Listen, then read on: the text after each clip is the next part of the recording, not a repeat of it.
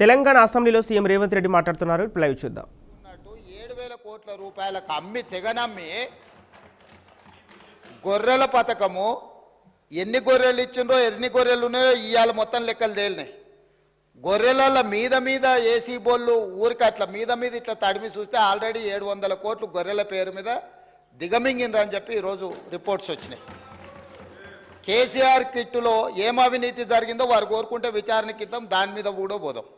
ఇదే కాకుండా గొప్ప పథకం అని చెప్పిన బతుకమ్మ చీరలలో జరిగిన అవినీతి మీద కూడా బతుకమ్మ చీరలు చేనేత కార్మికులకు పని కల్పిస్తున్నాం అని చెప్పి సూరత్ వెళ్ళి కిలోల కింద చీరలు తీసుకొచ్చి ఆడబిడ్డల్ని మభ్య పెడితే ఆడబిడ్డలే బయటకు వచ్చి తగులబెట్టిర్రు.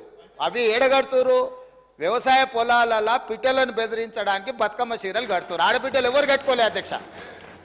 అంటే బతుకమ్మ ఒక సెంటిమెంట్ తెలంగాణ ఆడబిడ్డలకు, ఆ సెంటిమెంట్ను కూడా దోపిడీకే ఉపయోగించుకున్నారు.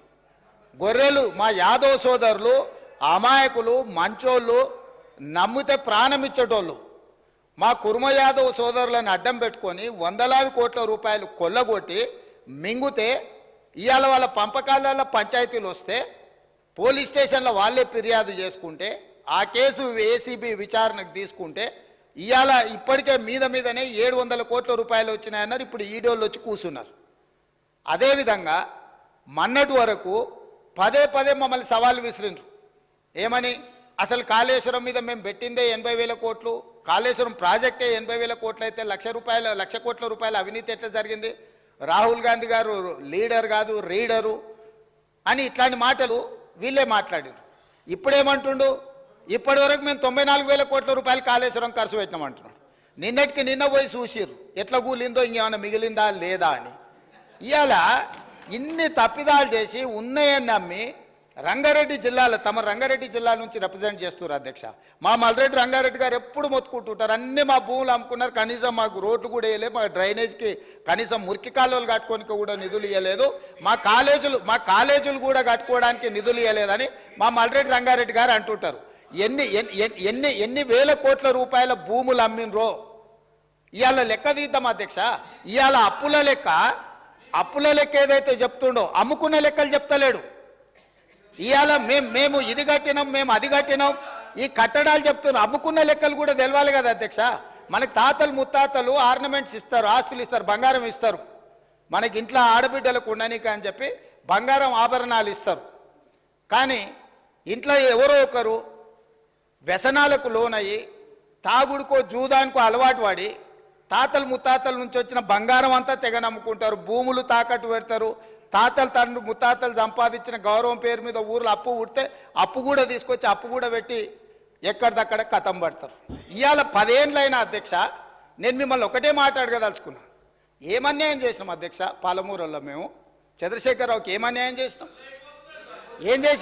2009లో కరీంనగర్ జిల్లాలో అక్కడ ఓడగొడతారని భయపడి పాలమూరు జిల్లాకు వలస వస్తే వలసలిపోయే పాలమూరు జిల్లా ప్రజలు గుండెలు పెట్టి చూసుకొని భుజాల మీద మోసి పార్లమెంటుకు పంపిస్తే పార్లమెంటుకు పోయి ఇవాళ తెలంగాణ రాష్ట్రం వచ్చినాక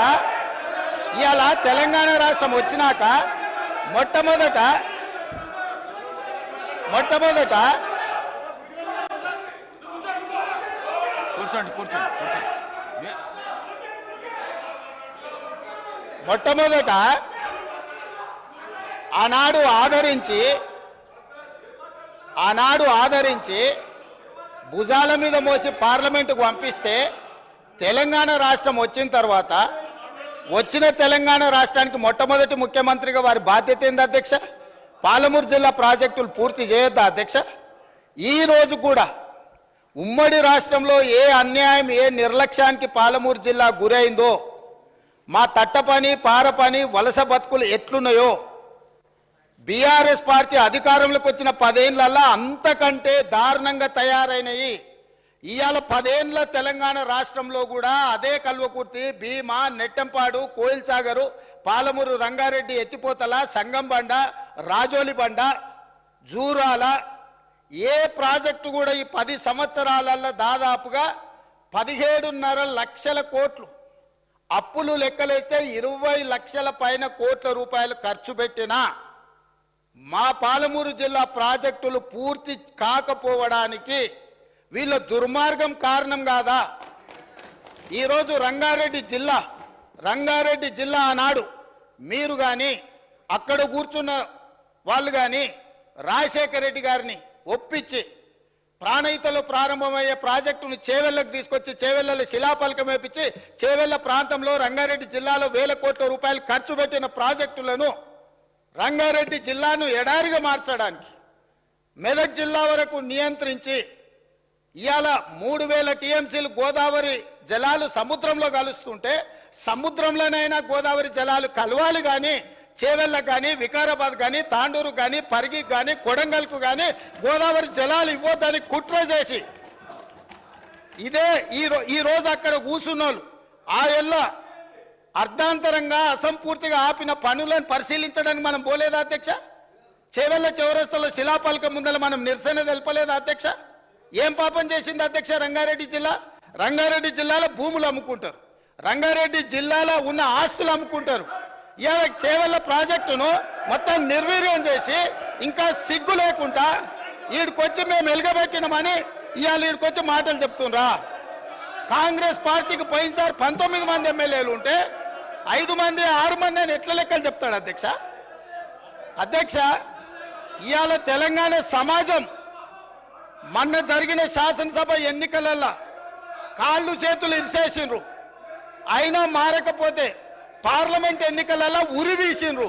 గుండు సున్నా ఇచ్చినాక కూడా బుద్ధి మారకుండా ఇట్లా మాట్లాడు కరెక్ట్ కాదు అధ్యక్ష. విద్యుత్తు మీద కూడా నేను మా మంత్రివర్యులు చెప్తారు, విద్యుత్తులో కేంద్ర ప్రభుత్వాన్ని మేము ఏదో పోరాటాలు చేసినామని తప్పుడు ఒప్పందాలు ఏమేం చేసిండ్రో మీటర్లు పెట్టడానికి ఒప్పుకున్న అనుమతులు ఏంటో అన్ని లెక్కలు తీసి ఇదే సభలు పెట్టి అడుగుతాము. ఇప్పుడు మీ ద్వారా వారు నిజంగానే చాలా నిజాయితీగా నడుపుంటే నేను ఒక్కటే మాట అడుగుతున్నా, బతుకమ్మ చీరల మీద, కేసీఆర్ కిట్ల మీద, గొర్రెల పంపకాల మీద, ఈ 3 పథకాల మీద మీరు గొప్ప పథకాలు అంటున్నారు కదా, దీని మీద విచారణకు సిద్ధంగా ఉన్నారా? దీని మీద సమాధానం చెప్పండి అని నేను అడుగుతున్నా అధ్యక్ష. స్పీకర్ సార్ ఇప్పుడు నేను స్పీకర్ సార్ అట్లా ఉండదు సార్. మీరు కూర్చోండి సార్, సభా నాయకుడికే ఉంటుంది, మీకు ఉండదు. కూర్చోండి. అట్లా ఎలియా మినిస్టర్ గారు మీరు చెప్పాలి. ఎలియా మినిస్టర్ గారు, this is not the way of running the house. ఎలియా మినిస్టర్ గారు, శాసనసభ వ్యవహారాల మంత్రి గారు, ఈ పద్ధతి కాదు. మీరు చెప్పండి సభ ఎట్లా నడపాలి. మీరు అనుభవం. This is not the way. Speaker sir ఒక్క నిమిషం. ఎలియా మినిస్టర్ గారు మీరు చెప్పాలి సార్, ఇది కరెక్ట్ కాదు సార్. ఇది మీ మెంబర్స్ మీరు కంట్రోల్ చేసుకోవాలి. హౌ ఇట్ ఈస్ కరెక్ట్, అవకాశం ఇస్తాను సార్. ఇప్పుడు గౌరవనీయులు సభానాయకుడు గారు 20 నిమిషాలు మాట్లాడారు, సంతోషం. వారికి ఈజ్ ఎట్ లిబర్టీ. ఇప్పుడు వారు నన్ను ఒక 10 ప్రశ్నలు అడిగారు. నన్ను అడిగారు. నేను I want to answer those questions. కానీ సపరేట్గా నాకు టైం ఇస్తా అంటే నేను వారికి ఆన్సర్ ఇస్తాను. ఎందుకంటే నేను బడ్జెట్ మీద మాట్లాడాలన్నా ముఖ్యమంత్రి గారు నాకు ప్రశ్నలు వేసినాడు. నేను ముఖ్యమంత్రి గారు నాకు వేసిన ప్రశ్నలకు సమాధానం చెప్పమంటారా, బడ్జెట్ మీద మాట్లాడమంటారా? సో ఐ రిక్వెస్ట్ రెండూ చేస్తా. కొద్దిగా టైం ఇవ్వాలి. టైము నాకు ముఖ్యమంత్రి గారు మధ్యలో లేచి డీవియేట్ వారు చేసింది, నేను చేయలే. I have to answer honourable CM. అధ్యక్ష, ఇప్పుడు హరీష్ రావు గారు మీకు తెలియంది అరే నేను ఎట్లా సార్ ఇప్పుడు ముఖ్యమంత్రి గారు ఒప్పైతాడు, నేను తప్పైతా చెప్పకపోతే ఆయన నోటికి వచ్చినట్టు ఆయన మాట్లాడొచ్చా సార్? మీకు తెలియంది కాదు. సభానాయకుడు ఎప్పుడన్నా సభ కరెక్టే సార్. మరి ఆయన నాకు ప్రశ్న వేసింది కదా సార్. సార్ సభానాయకులు కోరింది ఈరోజు ప్రతిపక్ష నాయకులు వచ్చి సమాధానం చెప్పాలని కోరారు అధ్యక్ష. స్పష్టతతో అడిగారు వారు. ప్రతిపక్ష నాయకులను వచ్చి వారు అడిగిన ప్రతి ప్రశ్నకు సమాధానం చెప్పమనండి సార్. తప్పకుండా ఈరోజు వారు అడిగిన అన్ని ప్రశ్నలకు సంబంధించి సమాధానం, దాని తదుపరి మేము ఒప్పో తప్ప ఉంటే మేము కూడా సవరించుకుంటాం అధ్యక్ష. We are very open to it. So నేను గౌరవ సభ్యులను కోరుతా ఉన్నాను, హరీశ్రావు గారు ప్లీజ్ రిస్ట్రిక్ట్ బడ్జెట్కు సంబంధించిన అంశాల విషయంలోనే. ఇప్పటికే గంటం బాగైంది అధ్యక్ష. ఇప్పుడు కేవలం 5 నిమిషాలే గౌరవ ముఖ్యమంత్రి గారు ఇంటర్వ్యూన్ అయ్యారు. 1 hour 10 minutes. ఇప్పుడు దయచేసి గౌరవ సభ్యులను మీ ద్వారా కోరుతా ఉన్నాను, కంక్లూడ్ చేస్తే చాలామంది సభ్యులు కూడా మాట్లాడేది ఉంది. దయచేసి కంక్లూడ్ చేయమని కోరుతా ఉన్నాను అధ్యక్ష. హరీష్ రావు గారు. సార్ అధ్యక్ష, ఫస్ట్ ఆఫ్ ఆల్ ఓఆర్ఆర్ పైన ముఖ్యమంత్రి గారు తెగ నమ్మింది అన్నారు, which is not correct. It is only TOT. అది మళ్ళీ మనకే వస్తుంది, అది ప్రభుత్వ ఆస్తిగానే ఉంటుంది తప్ప అది రికార్డు వాళ్ళు రెక్టిఫై చేసుకోవాలి. నంబర్ 1. నంబర్ 2 అధ్యక్ష, వారు ఇంకో మంచి మాట అన్నారు, మనకు తాతలు తండ్రులు ఆభరణాలు ఆస్తులు ఇస్తారు, అది అమ్ముకుంటారా అన్నారు. మరి మీ ఉప ముఖ్యమంత్రి గారి బడ్జెట్లో 24,000 కోట్లు భూములు అమ్మి ఈ బడ్జెట్కు నిధులు సమకూరుస్తా అన్నారు. దాన్ని ఏమంటారో ముందు సమాధానం చెప్పండి. నంబర్ 2. నంబర్ 3, మహబూబ్ నగర్ ఎంపీగా కేసీఆర్ గారు ఏం చేసిండ్రు అన్నారు. మీరున్న గత తెలుగుదేశం పార్టీ, మీరిప్పుడున్న కాంగ్రెస్ పార్టీ, మీరిద్దరే పాలమూరు వెనుకబాటుతనానికి కారణం. 1985లో శంకుస్థాపన చేసిన కల్వకుర్తి, నెట్టంపాడు, భీమా, కోయిల్ సాగర్ 1985 నుంచి 2014 వరకు 29 సంవత్సరాల్లో మీరిచ్చిన ఆయకట్టు కేవలం 26,000 ఎకరాలు. మేం ప్రభుత్వంలోకి రాగానే 4,000 కోట్లు ఖర్చు పెట్టి 6,36,000 ఎకరాలకు నీళ్లు ఇచ్చింది నిజమా కాదా అని నేను అడుగుతా ఉన్నా. మీరు మీ సోకాల్ తెలుగుదేశం కాంగ్రెస్లు మహబూబ్ నగర్ జిల్లాకు ఒక్క మెడికల్ కాలేజ్ ఇవ్వలేదు. మేము 5 ప్రభుత్వ మెడికల్ కాలేజీలు మహబూబ్ నగర్ జిల్లాలో పెట్టాం. అధ్యక్ష, ఇట్లా మహబూబ్ నగర్కి ఏం చేశామో చర్చ పెడదామంటే రోజు పెట్టండి, నేను డీటెయిల్గా చెప్పడానికి రెడీగా ఉన్నా. అధ్యక్ష, అదేవిధంగా కాళేశ్వరం విషయంలో కూడా నేనేదో 80,000 అన్నారు. ఇరిగేషన్ వైట్ పేపర్ విడుదల చేసిన రోజు ఇక్కడి నుంచే నేను మాట్లాడినా. ఆ రోజు 94,000 చెప్పినా, ఈ రోజు 94,000 చెప్పినా మీరు సరిగా గుర్తుపెట్టుకోక సభను తప్పుదో పట్టించారు. ఇకపోతే ఇంకా చాలా విషయాలు అడిగారు, ఆయనకు అన్నిటికీ సమాధానం చెప్పగలుగుతా. బతుకమ్మ చీరల విషయంలో మహిళల్ని అవమానపరిచే విధంగా ముఖ్యమంత్రి గారు మాట్లాడారు. ఆయన వెంటనే క్షమాపణ చెప్పాలి, లేదా దాని సభ రికార్డ్స్ నుంచి తొలగించాలని చెప్పి నేను కోరుతా ఉన్నా. అధ్యక్ష, నేను ముఖ్యమంత్రి గారు చాలాసేపు చెప్పింది కానీ నేను పోతే నా సబ్జెక్టు డీవియేట్ అవుతుందని నేను అందులోకి డీటెయిల్గా పోతలేను. బట్ ఇప్పుడు నా డిస్కషన్ పెట్టండి, I'm ready to answer any question. Please. అధ్యక్ష, ఇట్లా అప్పులు ఆస్తుల గురించి మాట్లాడే క్రమంలో ఈరోజు మెడికల్ కాలేజీలు కానీ, నర్సింగ్ కాలేజీలు కానీ, మీరు కూర్చుంటున్న సచివాలయం కానీ, అప్పుడప్పుడు మీరు రివ్యూకు పోతున్నటువంటి పోలీస్ కమాండ్ కంట్రోల్ రూమ్ కానీ, అదేవిధంగా గురుకులాలు కానీ, ఇట్లా రైతు వేదికలు కానీ, ఎన్నో ప్రగతి భవన్ కానీ, ఇవాళ మా బట్టెన్ ఉంటున్న ప్రగతి భవన్ కానీ, ఇట్లా ఎన్నో ఆస్తుల కల్పన కూడా చేశాం. అందువల్ల దయచేసి ఎప్పుడు ఒక ప్రభుత్వం మీద, గత ప్రభుత్వం మీద దుమ్మెత్తడం మాని మీరేం చేస్తారో చెప్పండి. అదేవిధంగా అప్పుల విషయంలో క్లారిఫై చేశాం. ఇక భవిష్యత్తులో అనవసరంగా తప్పుడు ప్రచారం, గోబల్స్ ప్రచారం మానుకోవాలని చెప్పి నేను కోరుతూ అధ్యక్ష, ఇకపోతే గ్యారంటీలు, 6 గ్యారంటీలు. ఈ 6 గ్యారంటీల విషయానికి వస్తే అధ్యక్ష, ప్రముఖ తత్వవేత్త మార్టిన్ లూథర్ కింగ్ ఒక మాట అన్నారు అధ్యక్ష, each betrayal begins with a trust. ప్రతి ద్రోహం కూడా నమ్మకంతోనే పుడుతుందని అన్నారు. ఈ కొటేషన్ ఈ ప్రభుత్వానికి సరిగ్గా సరిపోతుంది అధ్యక్ష. ఈ ప్రభుత్వం తమ మొదటి వాగ్దానానికి మొదటి అసెంబ్లీ సమావేశంలోనే తిలోదొక్కిచ్చారు అధ్యక్ష. నమ్మక ద్రోహాల పరంపరకు నాంది పలికింది. I'm sorry to say, but unfortunately this shows the original attitude of this Congress government.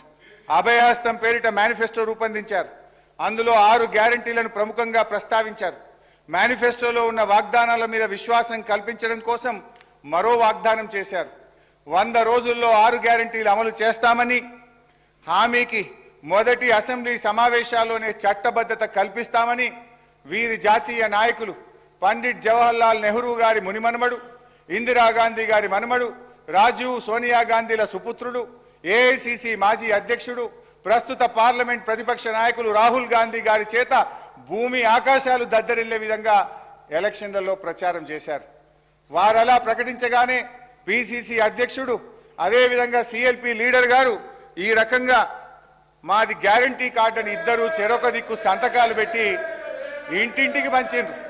ఏం రాశారు అధ్యక్ష దీని మీద? హరీష్ రావు గారు, 100 రోజుల్లో నెరవేరుతుంది ప్రతి గ్యారంటీ. హరీష్ రావు గారు, అధ్యక్ష బాధ కలిగే మినిస్టర్ గారు, మినిస్టర్ గారు సార్,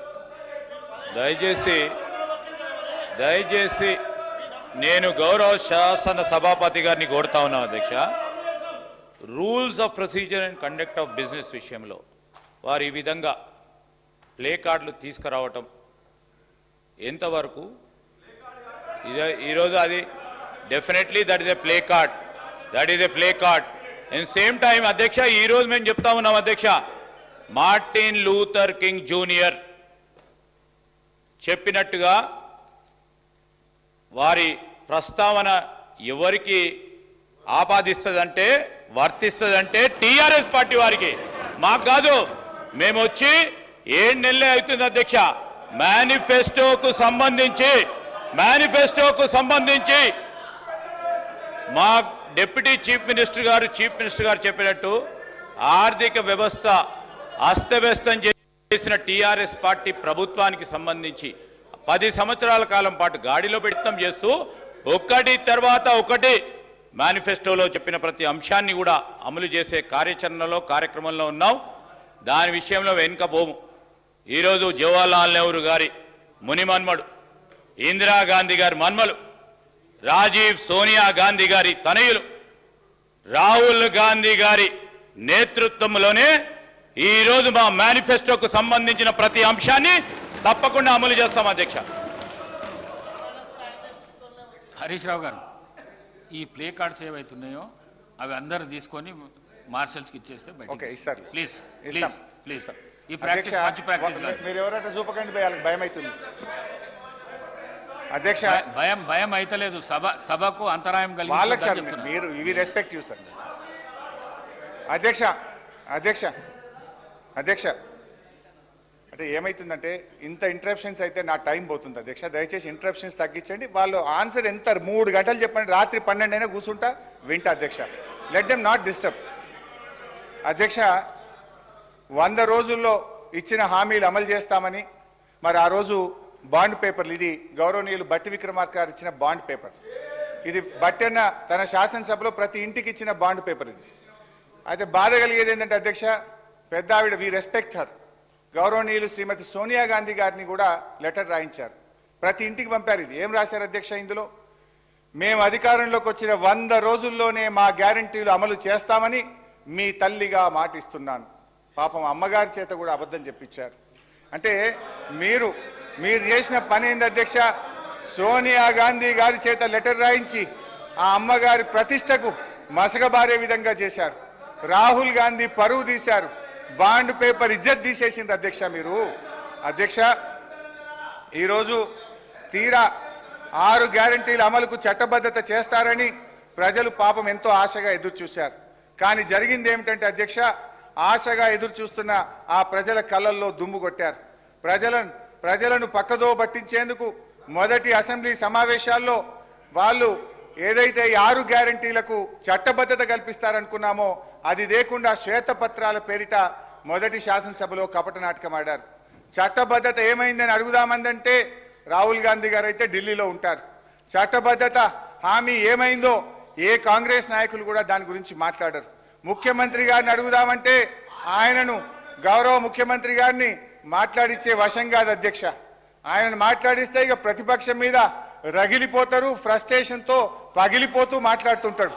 ఆయన మాటలు ఎట్లుంటాయంటే అధ్యక్ష, ఆయన మాటలు పేగులు మెడలేసుకుంటా, కనుగుడ్లతో గోటీలాడుతా, లాగుల తొండలు జొర్రగొడతా, పండబెట్టి తొక్కుతా, గోసి ఊడగొడతా, లాగులు ఊడగొడతా అంటూ రాక్షస భాషలో చెలరేగిపోతుంటే పాపం సామాన్య ప్రజలు ఈ ముఖ్యమంత్రి గారిని చట్టబద్ధత ఏమైంది, 6 గ్యారెంటీలు ఏమైందని అడిగే ధైర్యం ఉంటుందా అధ్యక్ష?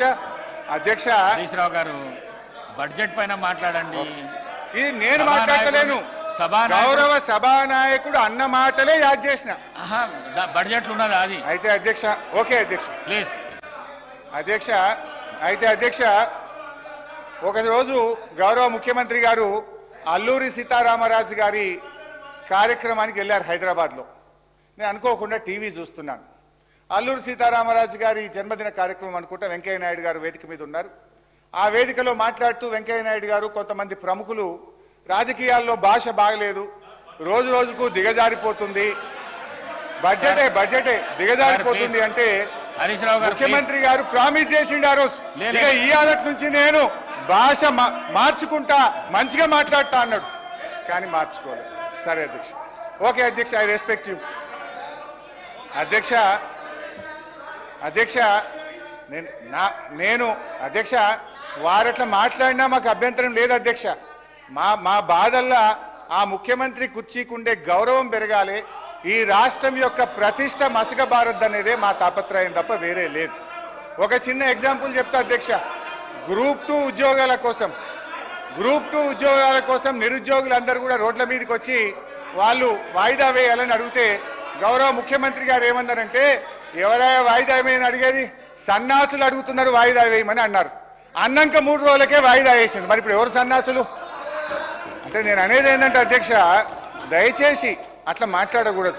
అదేవిధంగా మోతీలాల్ అనే ఒక నిరుద్యోగి నిరాహార దీక్ష చేస్తే ముఖ్యమంత్రి గారు ఏమన్నారంటే, ఆయన అప్లికేషనే పెట్టలేదు, ఆయనకు అసలు హాల్ టికెటే లేదు అన్నాడు. తెల్లారైన 3 హాల్ టికెట్లు బయట పెట్టిండు. ఎవరి గౌరవం దెబ్బతిన్నది? మేమనేది ఒక ముఖ్యమంత్రి స్థాయిలో ఉన్నప్పుడు బాధ్యతాయుతంగా మాట్లాడితే రాష్ట్ర గౌరవం బాగుంటుంది, వారికి కూడా మంచిగా ఉంటుంది. ముఖ్యమంత్రి గారి రాజకీయ రొదలో తిట్ల దాడిలో 6 గ్యారెంటీల చట్టబద్ధత ఏమైంది మహాప్రభు అనే 1 minute. ఒకటి సార్ గౌరవ సభ్యుడు హరీష్ రావు గారు దాదాపు గంటన్నర అయింది సార్ మాట్లాడబట్టి.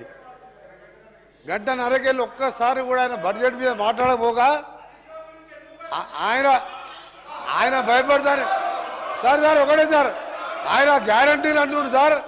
గౌరవ హరీష్ రావు గారు మాట్లాడిందంతా కూడా సభని తప్పుతో పట్టించేదిగా ఆయన మాట్లాడి చూస్తున్నాం సార్ గంటన్నరకెళ్ళి.